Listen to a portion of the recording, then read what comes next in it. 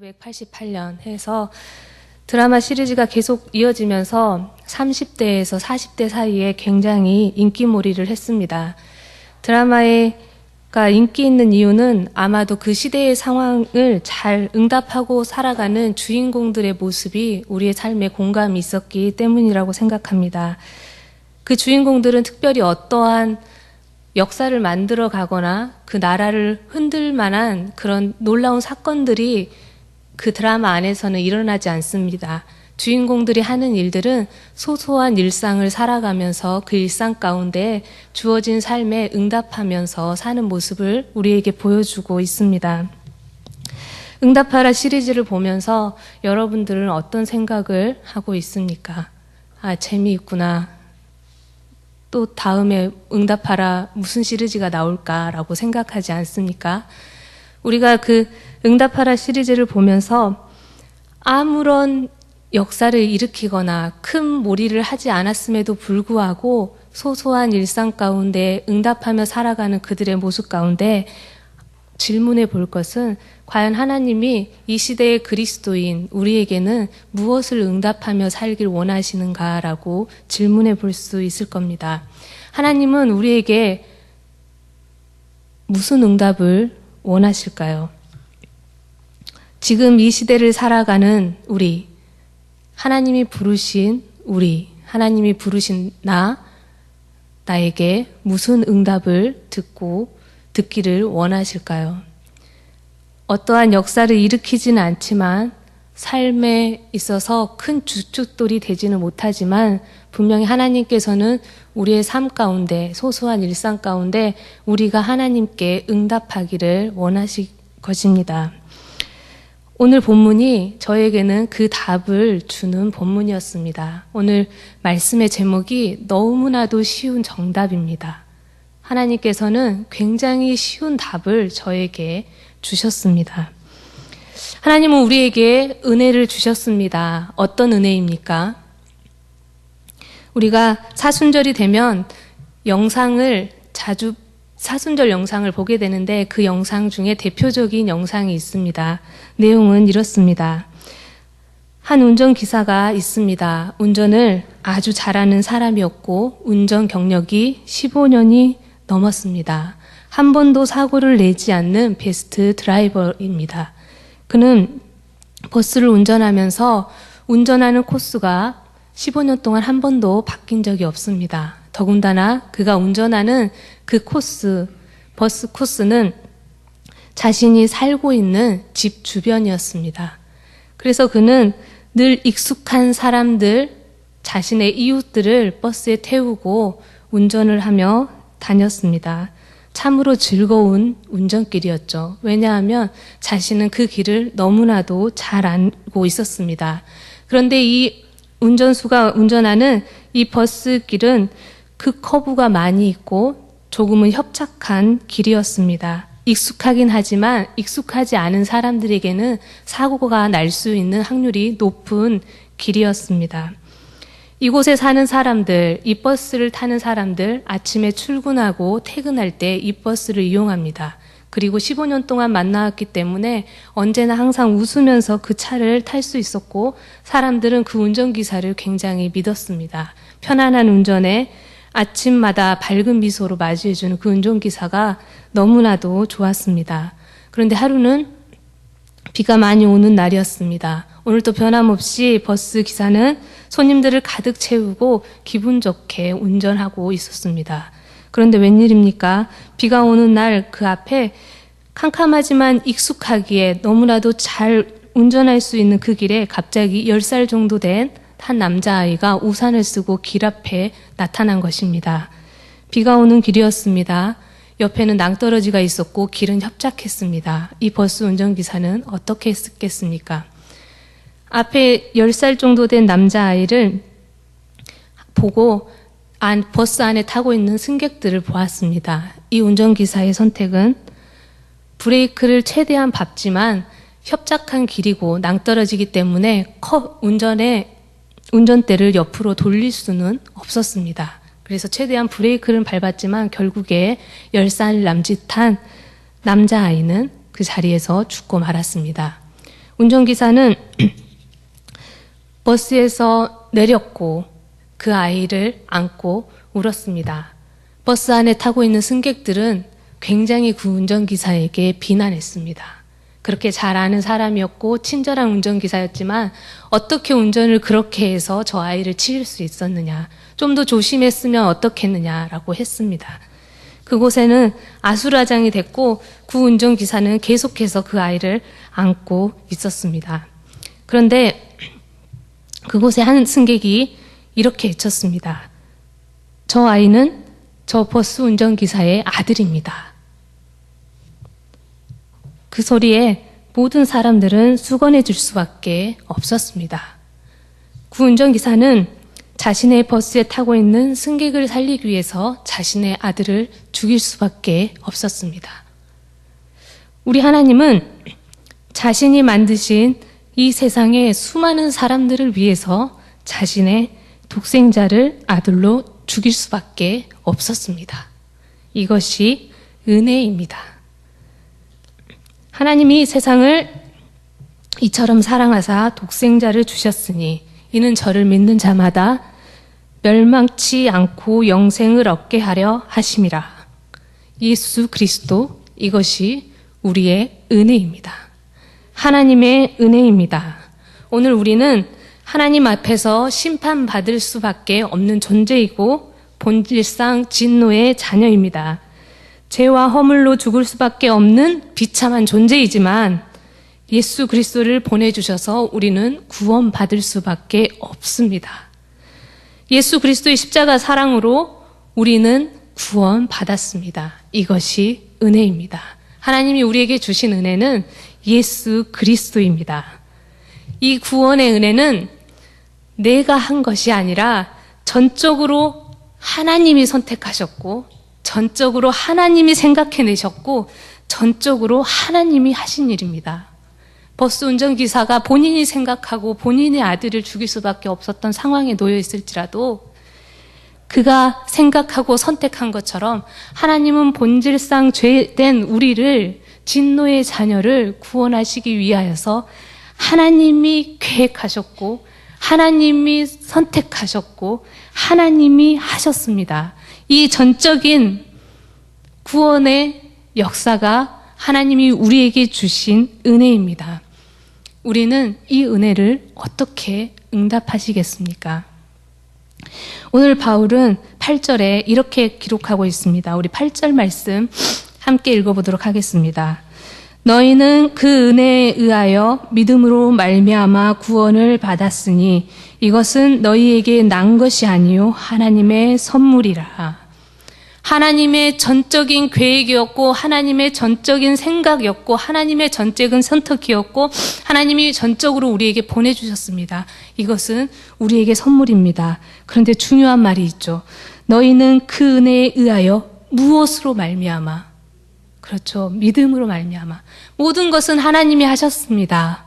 그렇지만 우리가 할 일은 무엇입니까? 하나님이 하신 그 일을 신뢰하며 믿는 것입니다. 하나님이 보내주신 그분 예수 그리스도를 신뢰하는 것, 하나님이 하시는 그 일을 신뢰하며 믿는 것, 그 믿음이 하나님 앞에 우리가 응답하는 것입니다.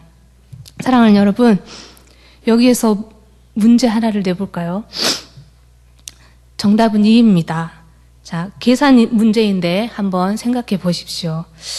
2 더하기 5 더하기 6 더하기 9 더하기 10 계산하고 계시나요? 포기하시지 않으셨죠?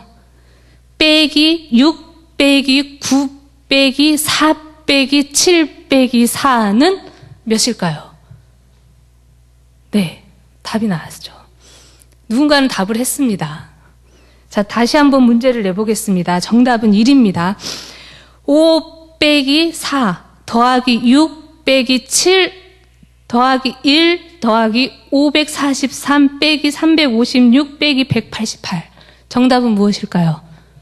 네, 잘하시네요. 계산하신 건가요? 네, 계산을 안 하셔도 알 수 있습니다. 왜요? 이미 제가 문제를 내기 전에 정답을 말을 했죠. 정답이 2인 문제를 내겠습니다. 정답이 1인 문제를 내겠습니다. 하나님은 우리에게 알려주셨습니다. 하나님의 구원의 은혜를 놓고 너희가 믿으면 된다라고 이미 우리에게 답을 알려주고 있습니다. 그런데 우리는 하나님의 구원을 어떻게 받아들이고 있나요? 머리로 계산하고 답을 맞추려고 합니다. 내 생각대로 머리를 쓰고 이렇게 할까, 저렇게 하면 더 하나님께 이쁨을 받고 구원에 더 다가가지 않을까라고 생각합니다. 인간의 방법으로 계산하고 인간의 방법으로 구원을 얻고자 합니다. 하지만 하나님은 그렇게 말씀하지 않았습니다. 구원의 은혜를 우리에게 열어주셨고 너희가 응답해야 될 것은 믿음이라고 말씀하고 계십니다. 성경에 이런 오류를 범한 청년이 있죠. 부자 청년의 이야기입니다. 부자 청년의 가장 큰 실수는 무엇입니까?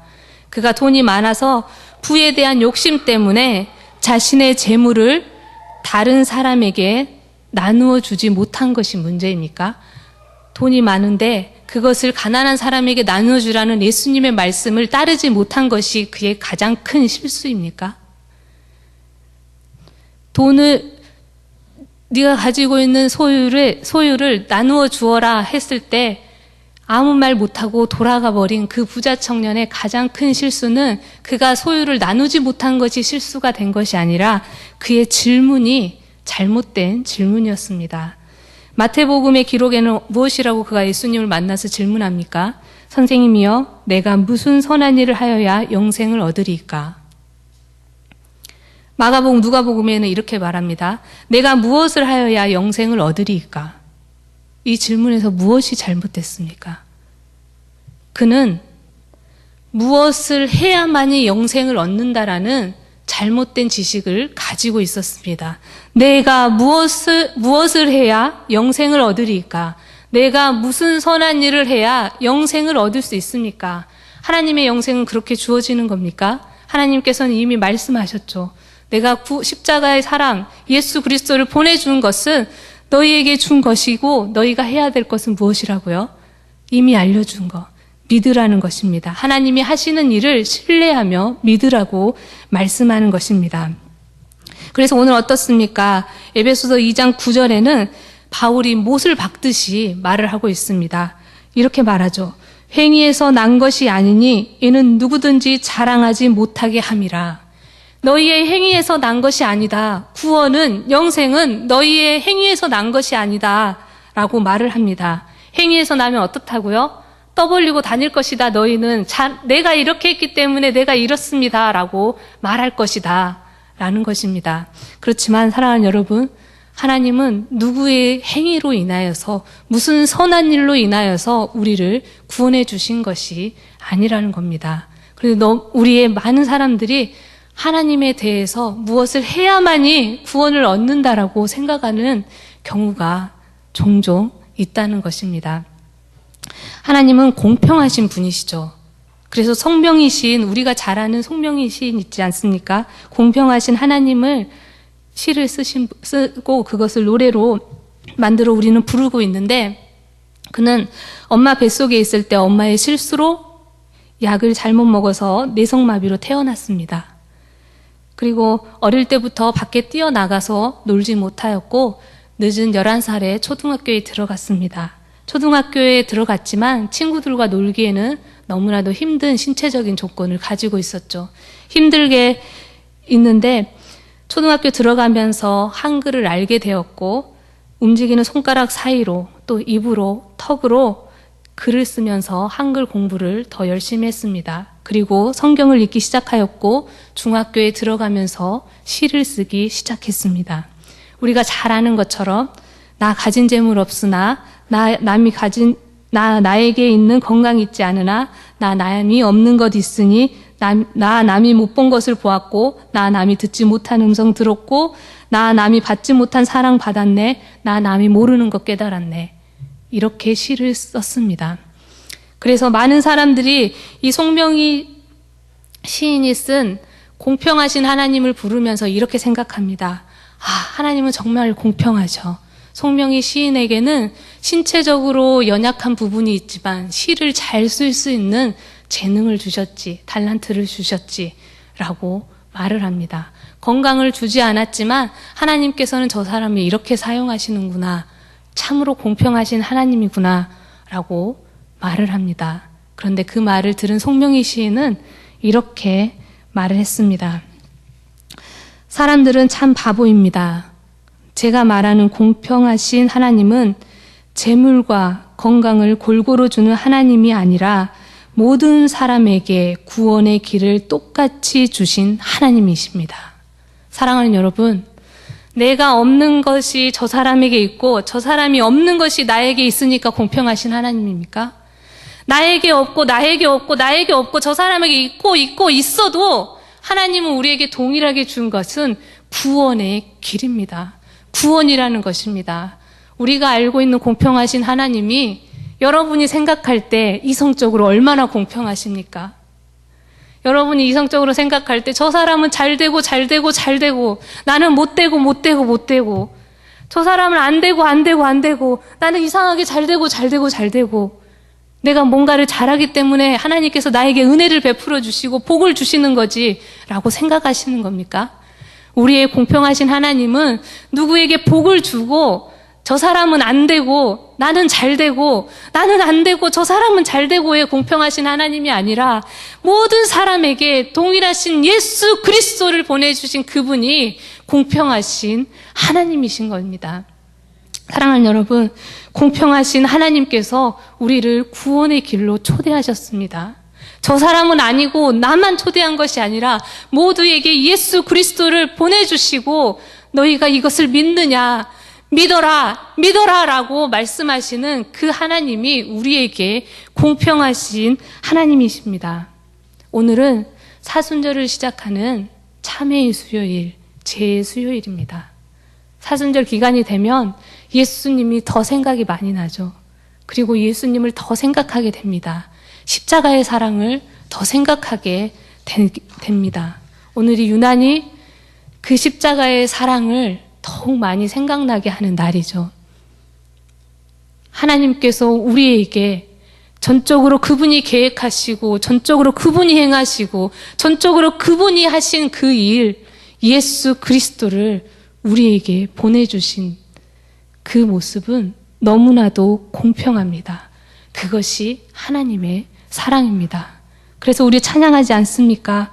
저 높고 높은 별을 넘어서 이 낮고 낮은 나를 위하여 이 땅에 이 죄범한 영혼을 위하여 그 아들을 보내주셨습니다. 그렇기에 내가 하늘을 두루마리 삼고 바다를 먹물 삼아서 그 하나님의 사랑을 다 기록해도 기록할 수가 없습니다.